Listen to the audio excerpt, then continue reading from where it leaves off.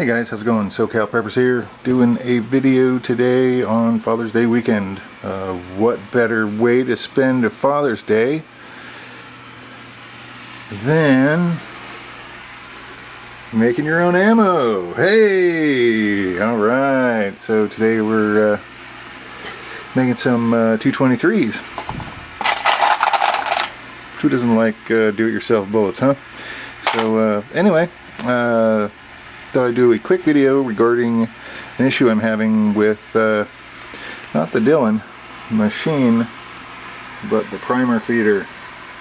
This is the Dillon RF 100 auto primer feeder, and this guy's sole purpose in life is to make it so that you don't have to use a flip tray and a pickup tube to get your primers from one place to another into the machine, into the magazine tube there. And I'm having a problem where I'm getting a lot of inconsistencies, a lot of primer flipping, and stuffing primers backwards into bullets full of 25 grains of powder, just kind of bad juju, if you know what I'm saying. So I want to fix that, and I'm going to take you along for the ride. Hey YouTube, how's it going? Happy Father's Day to all the dads out there, first off, and just wanted to do a video on this little issue that I'm kind of working on here. Hopefully I can help somebody else with it. I'm almost finished tweaking this, but I was having a problem with inconsistency with the feeding of these primers in this Dillon RF 100.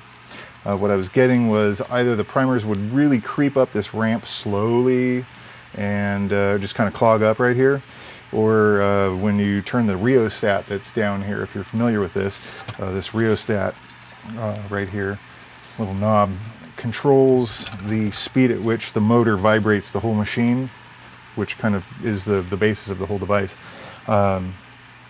Crank up that rheostat and the primers start to shake kind of uncontrollably, and just it just doesn't work right. So basically I kind of monkeyed with this thing for a couple half an hour now, and there is a spring down here on this guy right here that kind of holds the tube in place. There's a spring under this cup, and the cup kind of plugs into this tube, and the tube is held into a slot up here. It all kind of works together, and what I've noticed is if I hold that cup kind of tight and then just pull a little down on it to release the spring tension from the whole machine, it kind of pulls it off of I don't really know how to explain it other than it's acting like a buffer from the vibration. Then the whole machine begins to work much more smoothly, and I'll show you right here what I mean. There's a couple of primers in here, and actually this tube is full of them, I believe. Let me dump some back in here.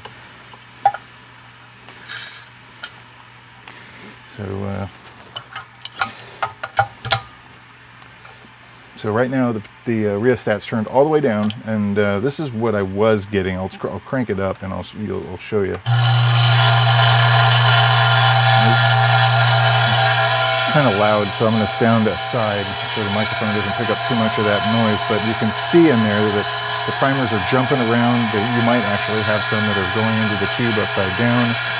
If you look at the tube, some of them actually get stuck in the tube where they can't go down because the vibration is so strong, and will end up flipping upside down and going in the tube backwards, which is not fun when you're reloading. So I'm going to slow this guy way down, and what I've done is I've already pulled this spring way back as far as the tension goes, but I think it needs just a little bit more.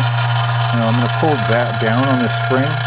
This is the problem I was having before, where there wasn't enough tension on the spring, and I'd have to crank the rheostat up, and then I would get the same problem with a backup right here, and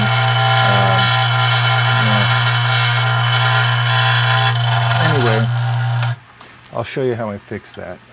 I don't know if I was able to reproduce the issues that I was having, but because I wasn't standing right here. But anyway, I'm going to dump the primers out of that case. What you're going to need to do this is a 7/16 nut driver.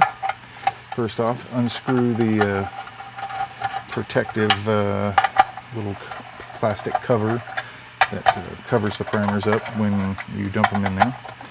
As we are playing with explosives here, people, we want to try to be safe, I think, for the most part anyway.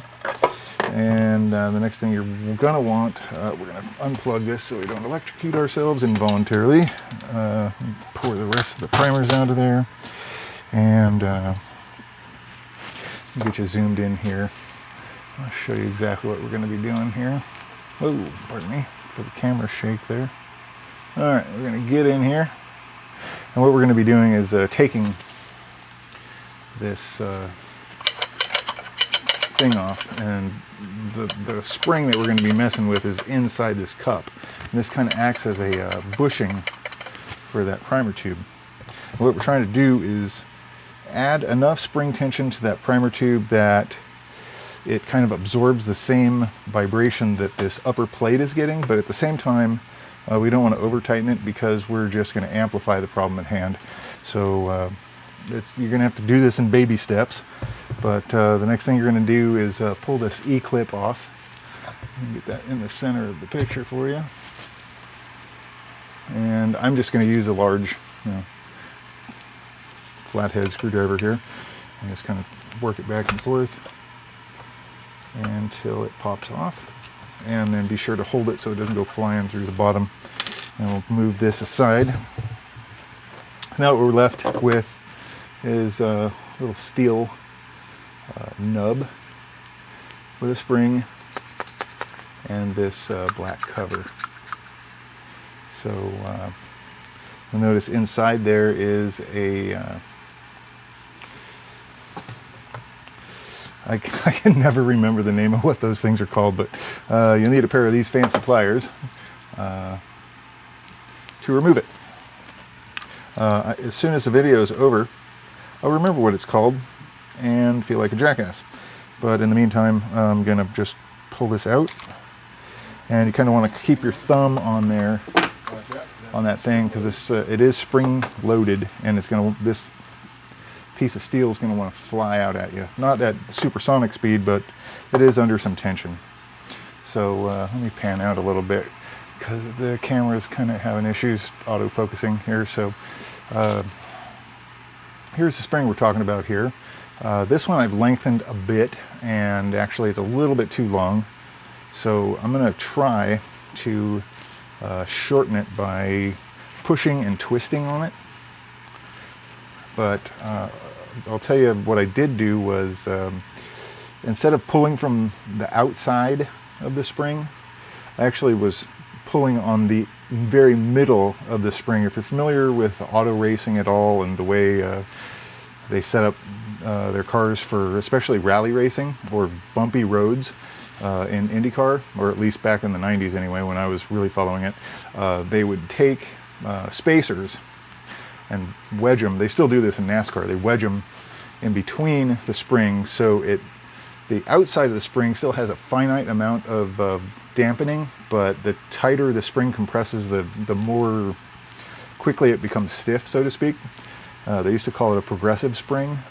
So anyway, that's what we're trying to go for.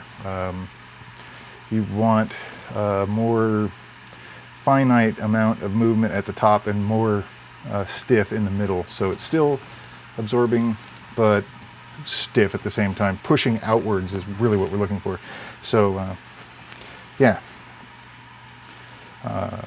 so we're going to put this guy back together again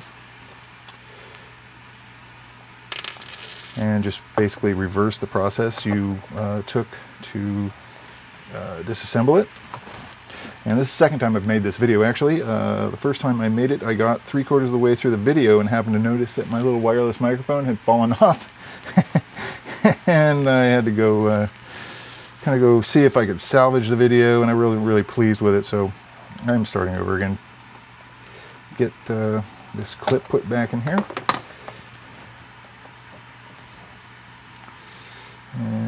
looks about right.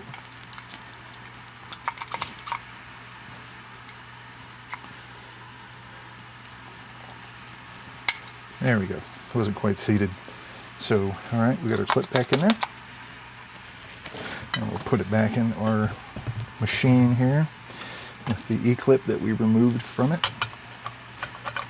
And I used to build a whole bunch of, I used to be big time into RC car racing about 10, 15 years ago. Wow, talk about a hobby that will suck at your pocketbook. But almost every single RC car is made with those things. And I have an affinity for E-clips. Gotta love them.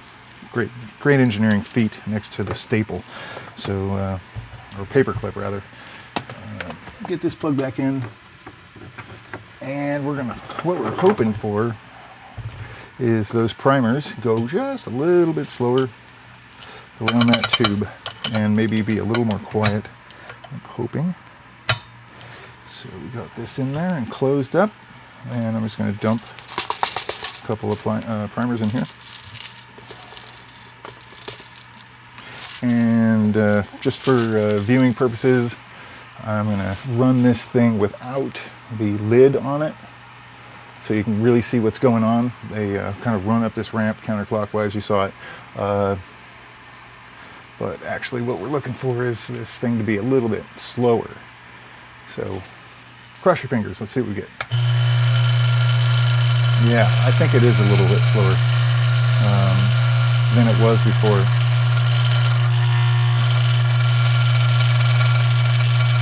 You know, another tip for people that are just starting to use these things, the vibration that it makes, most of that vibration noise is coming from the thing on which it's sitting. And I was thinking a great way to combat that would be to set it on, you know, like one of those neoprene gun mats that most people use for cleaning their guns. The problem with those is it absorbs too much of the vibration and you end up screwing up this process. So this looks like it's a little bit too slow, so I'm going to turn the rheostat. You actually turn it counterclockwise to speed it up. And I'm just going to crank it just, I probably turned it 1/8 of a turn. And this is exactly the motion we're looking for. So, this looks good. Having a little feeding issue up here, but this is so much smoother than it was. It's actually quite a bit quieter as well. Let's check these out some more.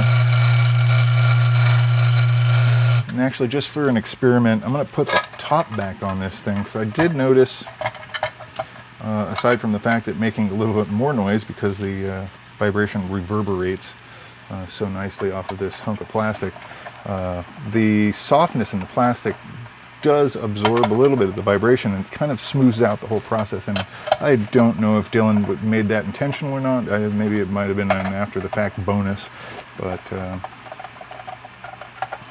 let's just see what we get here.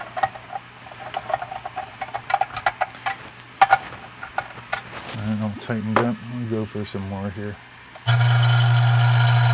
You can tell that's a little bit more, it vibrates a little louder now.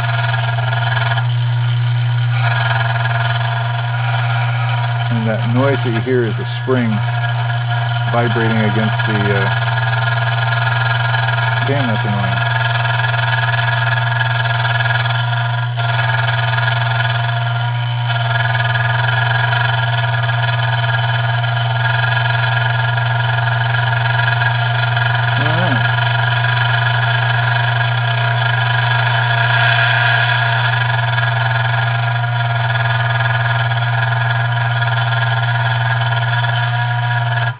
I think we like this.